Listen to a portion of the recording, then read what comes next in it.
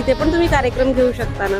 आणि दुसरी गोष्ट म्हणजे खरंच आहे, एकीकडे तर गव्हर्नमेंटच सांगतं की वृक्ष लावा, वृक्षतोडीला बंदी करा, आणि एकीकडे त्यांनीच असं करायचं. धार्मिक कार्य व्हायला पाहिजे, पण पर्यावरण राहील तर माणूस राहील.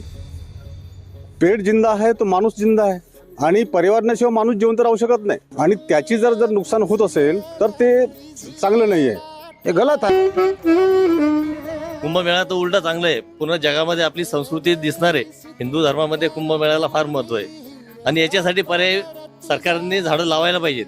सगळीकडे झाडाची योजना राबवायला पाहिजे, आणि जेवढे पण झाडं तोडणं हा निर्णय देणंच सरकारचं मूर्खपण आहे, आणि त्या निर्णयाविरोधात सरकारने जनतेचं ऐकलंच नाही. आणि दुसरीकडे त्या जो मेळावा होतोय कुंभमेळा, त्यासाठी 25,000 कोटींचा निधी दिलाय.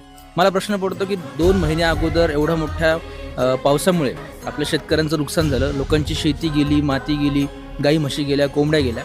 आता यांना नुकसान भरपाई द्यायचं सोडून हे मूर्ख सरकार 25,000 कोटी त्या कुंभमेळ्याला देत आहे. आणि दुसरीकडे अनेक वर्ष मेहनत घेऊन मोठमोठी झाडं जे उभं राहिले, ते झाडं त्याची कत्तल करून तिथं त्या येणाऱ्या लोकांसाठी तंबू उभारणारे राहण्यात